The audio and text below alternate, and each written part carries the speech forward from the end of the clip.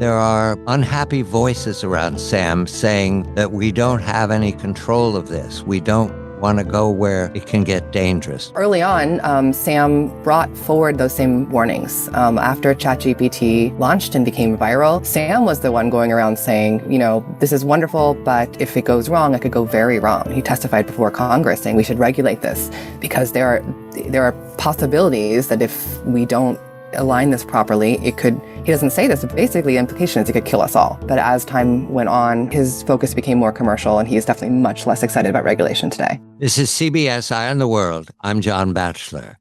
I welcome Keach Hagey, the author of The Optimist, Sam Altman, OpenAI, and the Race to Invent the Future. I congratulate you, Keach, and thank you very much, and I take you to a scene in your reporting, very careful reporting. It is January 4th, 2016 in San Francisco. Some of the principals of ChatGPT are gathered, having committed themselves to the document that's critical here the previous month, December 11th. Co-authored by Brockman and Susskever, it announces the launch of OpenAI as a nonprofit research company backed by $1 billion in funding from Elon Musk. Wow. So we need to introduce the names here. Who is Mr. Brockman? Who is Mr. Susskever? And why do they need $1 billion in January of 2016? Good evening to you. Hello, great to be here. So Greg Brockman was the co-founder of OpenAI, this new research lab, and Ilya Sutskever, what was another co-founder, who was really going to be the chief scientist, the sort of leading scientific light for research. And although they had just put out a press release saying they raised $1 billion, it started extremely modestly in Greg Brockman's apartment, where they didn't even have a whiteboard. They were just sitting around, kicking around ideas. Greg Brockman had to wash the cups for the small handful of researchers because they didn't really have any idea what they were doing, and they were trying to keep costs very, very low in the beginning.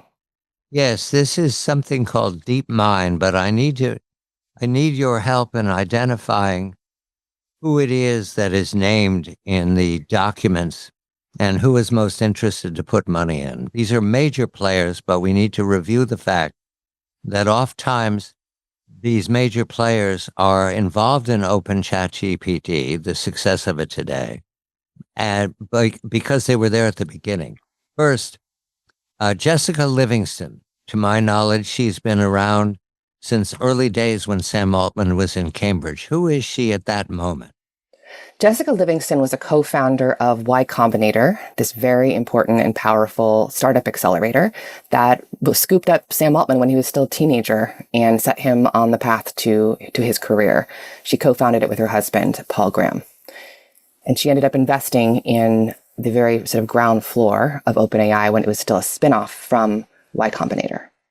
Jessica Livingston is quite present as a studying influence for my reading. I didn't want it to be an all-boys club. Let's go pirating. However, a major figure in Sam Altman's life and in the life, as I understand it, of politics these days, Peter Thiel. What is his interest in ChatGPT at that moment? Well, Peter Thiel had been a major mentor of Sam Altman for quite some time as well. He had backed his first venture fund, and really anything that Sam wanted to do, Peter was pretty much willing to get behind. Peter Thiel had also been a key early investor in DeepMind, which was the thing that OpenAI was basically founded to push back against, to form a counterweight to. So Peter Thiel got very, very early insight into where AI was going and was going to put some money down here for the beginning of this new lab. Wonderful. Elon Musk is also represented in this founding meeting without whiteboards. What is it to Musk? He's known as the car maker and the rocketeer, but what is it about DeepMind that interests him? Elon Musk was also a very early investor in DeepMind, and notably, he was a fellow member of the PayPal mafia with Peter Thiel. So these folks all sort of swam in the same waters. And Elon Musk was trying to get to Mars, and he was also very concerned about the ability of AI once it became smarter than humans to perhaps follow humanity to Mars. And if it wasn't aligned properly and if it wasn't really on our side, it could be really scary.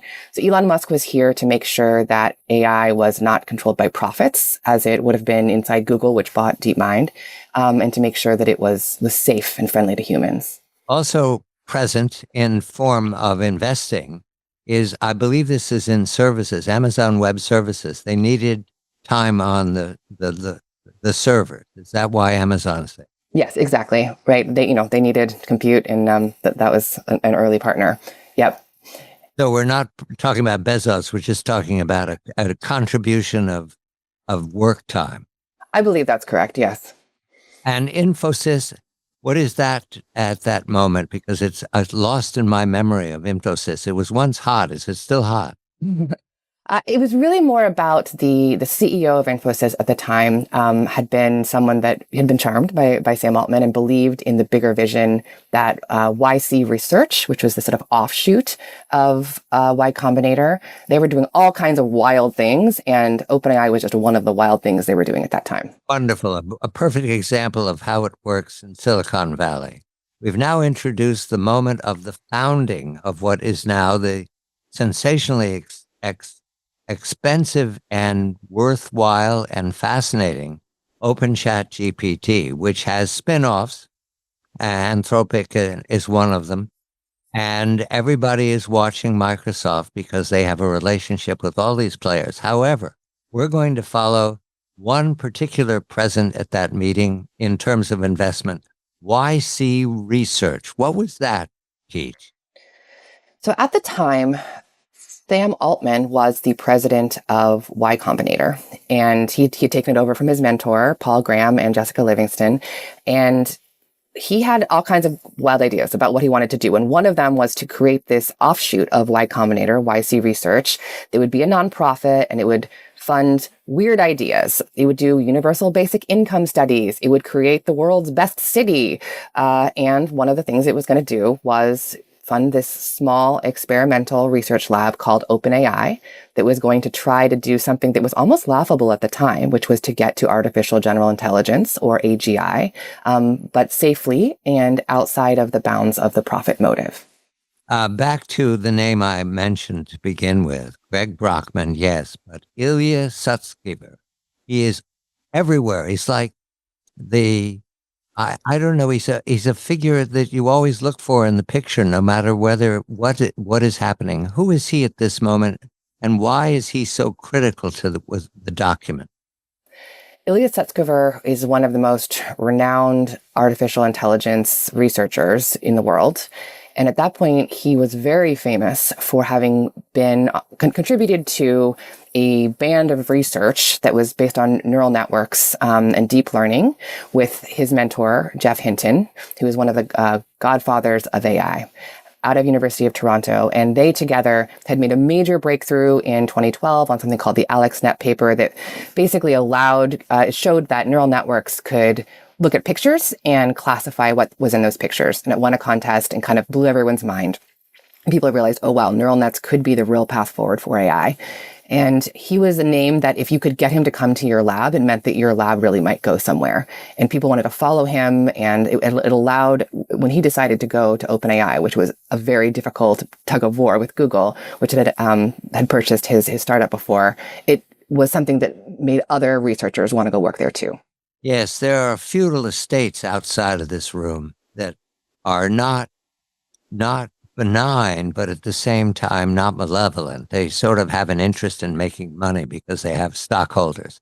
One is Google, now called Alphabet, and the other is Microsoft, now called Microsoft. And in between was something called NVIDIA, but we didn't know it at the time. That's the GPU. What is a GPU, Keach? It's the kind of processor, a graphic processing unit, that this new kind of neural network-based AI really worked well on. So it's actually designed to run video games, like the graphics in video games. But it turned out that it was really, really good for this very specific kind of research, which was to dump a ton of data in and kind of train a neural network to sort of mimic human thought. It entertained me at this point, Keach, having raised my son in this period where video games were coming out. I can recall the conversations floating around me that you're going to ruin him for school, giving him those games. And I thought to myself, well, maybe they're right. They've got digital mastery. And as he advanced through school in the late 20th century and early 21st century, more and more of the boys were spending all their time on video games. And I thought, man, have I wrecked their lives? And it turns out those video games, Keach, they're the treasure in front of everybody. So we're going to turn to how we got back to this room in January of 2016 in San Francisco by going back to St. Louis and introducing the star of this Horatio Alger story, Sam Altman. The book is The Optimist. Sam Altman, OpenAI and the Race to Invent the Future, by the Wall Street Journal reporter distinguished by covering so closely the rise of artificial intelligence. Keach Hagey, who turned her very careful note-taking, and all of her researchers are thanked at the end of her book. An enormous amount of reporting here to give us The Optimist, Sam Altman, OpenAI, and the Race to Invent the Future. Now we follow the protagonist, our Horatio Alger figure. It is St. Louis and a family living in a very comfortable house where you can walk to school, something like I lived in the 1950s. I thought it was lost forever, but this is the 1980s and 90s. Sam Altman is the son of, not the eldest son, not the youngest son, and not all boys either, of Jerry and Connie. Who are they? How are they critical to Sam's formation? Jerry Altman was a very idealistic real estate developer who started his career working in affordable housing. And, like Connie, they both came from Jewish families from Clayton, which is a Tony suburb on the outskirts of St. Louis. So they came from sort of the same worlds in many ways. And Jerry was a dreamer, and he was an idealistic person. And he spent a lot of his early career trying to create these public-private partnerships, try to figure out ways to get government to make it so that businesses wanted to invest and house poor people. And I think that growing up in St. Louis in the 60s, when things were really challenging, the racial dynamic was really hard there, really shaped who he became. Connie was very ambitious. She was a doctor. She became a dermatologist in part because that was a form of being a doctor where she could be home for dinner and cook for for 4 children and kind of control her schedule. But she was, very bright, but very, very ambitious. And they had 4 kids, and Sam was the eldest. And just from the very beginning, Connie said that Sam seemed to understand how the world worked, and was just she didn't really realize how special he was until the other kids, who were all very bright as well, came along, and she realized that Sam was kind of on another plane altogether. Yes, Sam Altman's brothers are important to him, and they are important today. And his sister is very important to him, the youngest sister, Annie. But I want to focus on Mom. Okay, Mom is ambitious and she's skillful, and she has a belief system that's very influential of Sam. As I recall, they do have a temple and there is attention to Judaism. But Connie, how is it that she sees the world influencing Sam? So Connie, the thing that sticks out to me from talking to people who knew Connie is that, she was back at work 2 weeks after giving birth. And I realized for that, generation, that was not totally unusual, but she was an absolute workhorse. She was the main breadwinner for the family, her dermatology practice. She was also an entrepreneur because, she broke off and had her own practice. So she was running this thing as a business. Yet she also had very kind of traditional values, and that she thought it was important that the family sat down to dinner together, that she cooked every single night. And she did not hover over her children and say, is your homework done? But she set a very clear example of expectations. And, they all went to the very best schools and turned out to be very, very ambitious. Jerry was much on the road, and there was tension in the marriage because Connie was then given the burden of 4 children plus her own ambitions. And of course, that's impossible, but, that's the way it was lived in the 20th century. And Sam early on formed a conversational level with his mother that led him to being candid about his sexuality and about everything else. Wonderful relationship. Does he remember it that way? That particular conversation, I think, was a little bit tough. It was, St. Louis in the 90s was still a pretty conservative place, still is a relatively conservative place. And while they had a very strong relationship and still do to this day, when Sam came out to his mom when he was 16 years old, her first response was, "Are you sure?" Because she had treated AIDS patients as a dermatologist in the 80s, been right there at the sort of epicenter of the plague. And in her mind, to be gay was to be perhaps really at risk for your health. So I think it was hard for her in the beginning to accept that. But she, came around, and they have a very strong relationship to this day. The choice of John Burroughs School, it wasn't immediate. What does it represent to Sam today? John Burroughs School is extremely important to Sam. I think it's one of the things that shaped him most deeply, not least because he did not end up finishing college. So he started out in public school because the whole point of living in a place like Clayton is that public schools are great and you can send your kids to public school there. And they were great, but by middle school, things were like a little disruptive in the science class, and he was clearly so brilliant. So sort of somewhat grudgingly, they decided, okay, we're gonna put him in private school.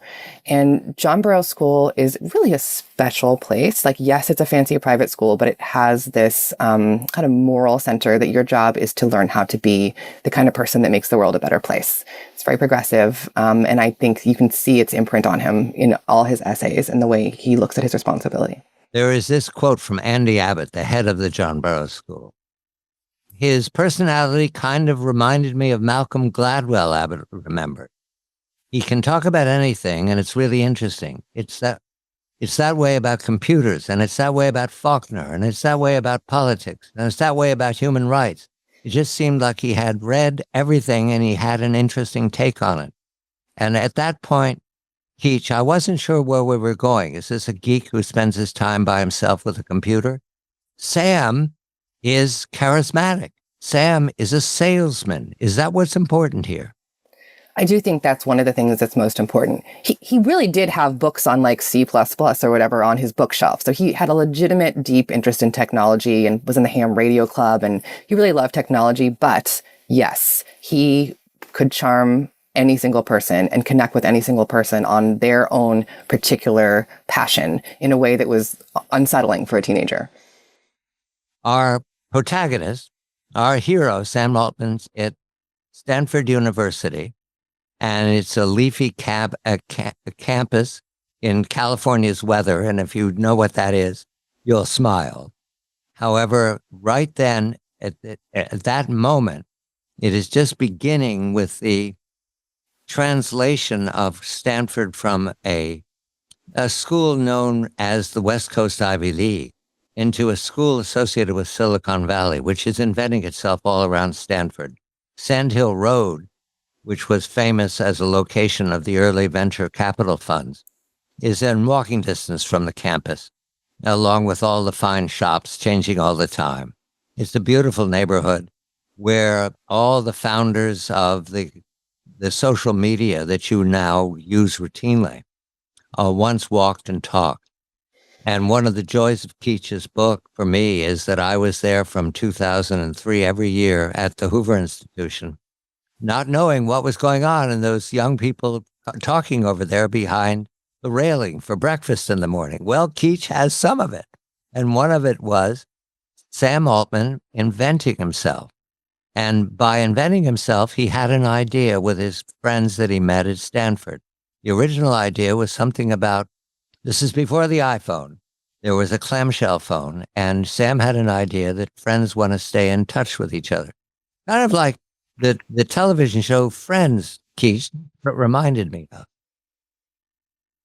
Yeah, so it's that moment when you were there in the Hoover Institution. What's really important about it is that the dot-com boom and bust had just happened, and everyone from the broader tech industry was sort of picking themselves up. And by the time 2003, 2004, 2005, the despair had passed, and there was hope again. And Sam is a teenager. He's a freshman and a sophomore at Stanford, and he has this idea that pretty soon they're going to be putting location capabilities inside these flip phones, and that's going to mean that we can all track our friends on the phone theoretically, even though that was not even conceivable. And he held a phone up in the air one day at a entrepreneurship meeting at Stanford and said, "This is going to happen. I think we should do something with it. Who's in?" And a couple of folks said that they would be in. They all got together and decided to form a company basically around this. And they were able to pitch this at an entrepreneurship event, attract true interest from one of the most important venture capital funds, NEA, at the time. And they decided to drop out of school basically and do this startup as sophomores in college. There's a great deal of toing and froing now, and this is the part where the movie would take us into the romance of inventing. However, we've got to get to ChatGPT, so we're not going to slow down here much, except to say that Sam is really good at presenting. He gets on a stage, and again and again, I find when he starts to talk, all the grown-ups in the room start to listen. What is the skill, Keach? You've heard it, you've studied it. What is it? His tone? Is it confidence? What comes across? One of the things is that Sam comes across as just completely real.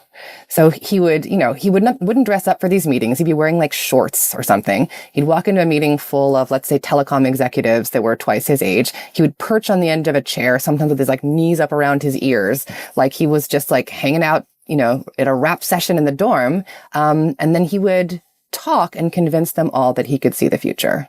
And by the end of the meeting, they were in. They would sign with this unknown startup the data for their vast telecom network. So he's got a storytelling skill. He can, once upon a time. Does it sound like that? He is a master storyteller.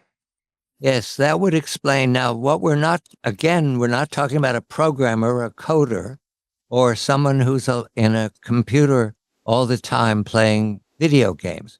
We're talking about somebody who can translate being 19 or 18 or 20 years old to people who have capital to invest. And then Sand Hill Road and elsewhere are companies that are looking for new programs all the time. This is venture capital, angel fund, first round, all that talk.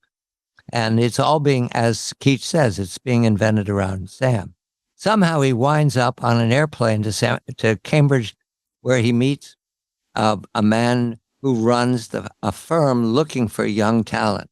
And that's where Jessica Livingston is, I think, for the first time. And does she remember her first impression of Sam? Oh, yes. She's written about this. Both she and her husband, Paul Graham, have written about this 25-minute meeting when they first met him, where they were just completely bowled over. He was clearly very special. And Paul Graham has actually said that this must have been what it was like to meet Bill Gates as a teenager. That he was clearly one of the greats. Yes, that was very helpful when you said that. I remember people joking about Bill Gates. He's got a great pitch, but he doesn't clean his glasses. That was always convincing to me, having worn glasses for most of the first half of my life. You got to remember to clean your glasses or you're not going to impress anybody. But it turns out it was impressive. Now, the original venture, which has to do with cell phones, and along comes the iPhone, leads Sam to spend a moment and some time with Steve Jobs. What does he make of Steve Jobs? What does Jobs make of Sam? Well, in the beginning, Jobs was not impressed with Sam at all. In fact, they had pitched this product, which was called Looped, to Apple at the beginning, and Steve Jobs' response was, it was weak.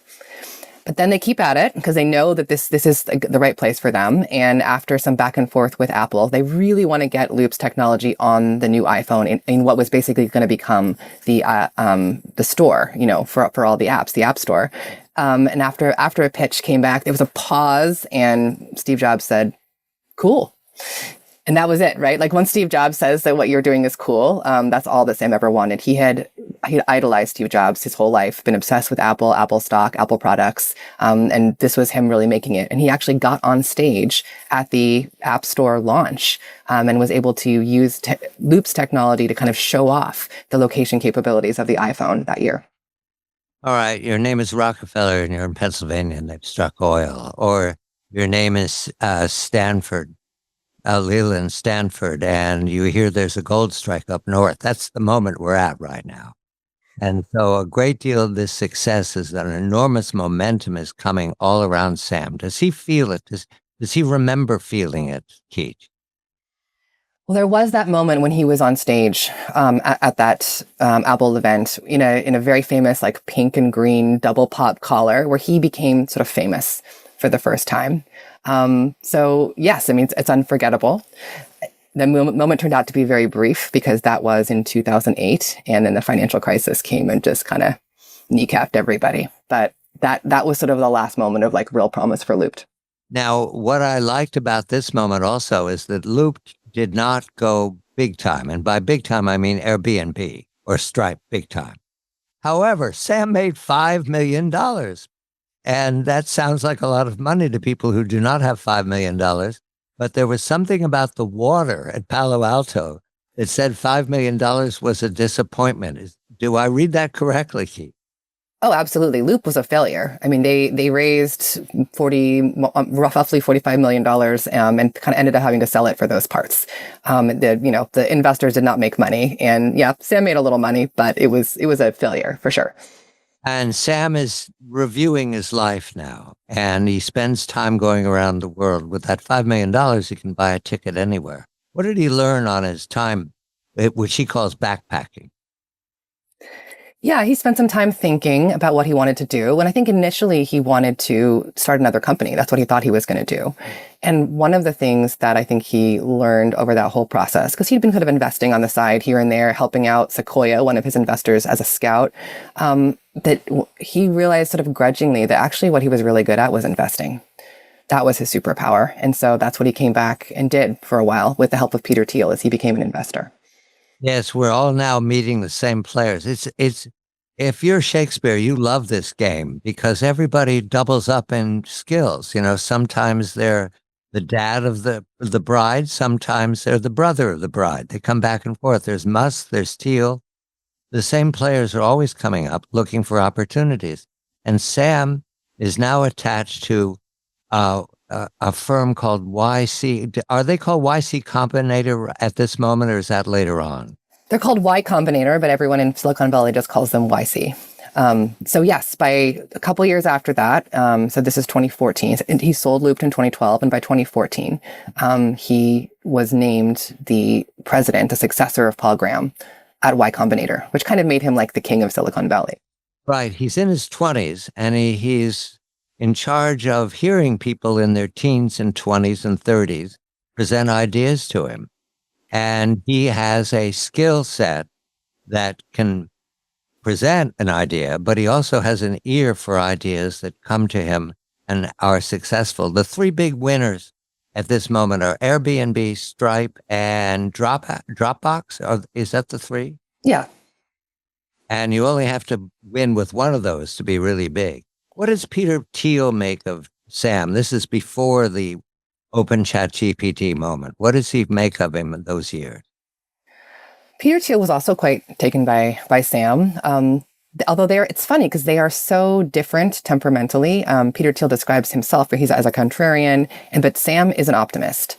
And Peter Thiel is not naturally an optimist at all, right? He's very, very skeptical, but he sees Sam's ability to see into the future, and he just kind of holds on for the ride. You know, Sam says, we're in a big boom right now. These are the things we should invest in. We should just invest in like the best Y Combinator company every year. And even though Peter Thiel sees everyone else kind of wanting to do that too, he sort of swallows hard and is like, okay, let's do it.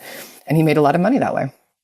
And Elon Musk, whom we now have probably a completely different picture than in those days. Elon Musk was part of the PayPal success. Musk goes on to found a number of companies. I'm told that he's a very difficult person to have a conversation with. Do they have a relationship in any fashion? Do they make opinions of themselves, Sam and Elon Musk? So they had met one time earlier on. Someone from Y Combinator had set up a meeting for Sam to go tour the SpaceX factory, which is, in Southern California, Elon Musk's factory. And for Sam, this was a life-defining event. He looked at the rockets hanging from the ceiling, looked at the look on Elon's face when he described going to Mars, and thought, okay, this is the benchmark for what conviction looks like. I want to be like this guy. And you can see that he started to take some of the lessons for how Elon talked about things, right? This is not a company. This is a mission. This is a religion. We are doing something much, much bigger than making stuff to sell to people. And he would apply that lesson to his own work. Yes, let's mention that Sam he writes well, and he writes about the future. Two things. What is Georgism, and what is effective altruism out of Georgism? So Georgism came from the ideas of Henry George, who was a journalist and ultimately like an activist in the late 19th century. And he had many ideas, but one of them was that we shouldn't be taxing people's labor. We should tax land, because that's really what's fair. It's not fair to tax people's labor. And the most progressive thing we could do is to have only tax be land tax. And this is a pretty fringe idea. It's had some acolytes over the years, but Sam was really interested in these kind of big ideas, and he wrote a whole essay about the future with AI. Once AI is taken over and we're going to have to figure out how to share things properly, Georgism is one of the ways we should do it. We should do kind of a universal basic income, maybe just tax the sort of equity of the mass AI company. And these are just very, very out there, but thoughtful ways to organize society that he was talking about when he was head of Y Combinator. Too quickly about his father. Does this idea come to him before or after Jerry died? So Jerry died in 2018. I'm trying to think about the exact timing of that essay, like roughly around, it's a great question, whether it was sparked by that, because I totally see the Jerry ideas in there. It was roughly the same time. I do think the essay was a bit after. It's nice that it's not as edible as it could be, say, with Elon Musk and his dad. You're always invited to put too much edible in any combination of father and son, but in this instance, he honors his father, even though his father was disappointed in his dream. All right, we're back to the moment we have to return to Open ChatGPT and what Keach in her new book calls wonderfully in a chapter called The Blip. The book is The Optimist, Sam Altman, OpenAI, and the Race to Invent the Future. You want to know where ChatGPT comes? It comes from conversations between people who live in California now and again. One of them is Sam Altman. However, we've seen the formation of OpenChatGPT. There's GPT-1, no, there's a 2.0, then there's a 3, then there's a 3.5. And Sam has an eye for commercial success. They're monetizing very quickly, though they are a lab. And that is an important distinction here, because there are unhappy voices around Sam saying that we don't have any control of this. We don't want to go where it can get dangerous. Jeff Hinton is one of those, University of Toronto, visionary about the ability of artificial intelligence and his colleagues. What does Sam make of those warning voices, Keach? Well, it depends on when you ask him. So early on, Sam brought forward those same warnings. After ChatGPT launched and became viral, Sam was the one going around saying, this is wonderful, but if it goes wrong, it could go very wrong. He testified before Congress saying we should regulate this because there are possibilities that if we don't align this properly, he doesn't say this, but basically the implication is it could kill us all. So he was a purveyor of this in the early days, but as time went on, his focus became more commercial, and he is definitely much less excited about regulation today. The blip is a disagreement between Sam and the board, between where Sam is the head of OpenChatGPT, a lab, nonprofit, and Sam is also still interested in his skill at YC, or forming companies that are visionary, housing companies. Companies to do with nuclear energy. And I can't entirely unpack the confrontation, but it comes to Sam being fired by his board and a huge weekend of stories about disaster, the whole staff threatening to quit if Sam is not rehired. Now that there's some distance on that, Keach, was that about Sam not obeying certain parameters of his responsibilities, or was that just not enough lawyers in the room? I think it was about Sam not being management is not his number one best skill.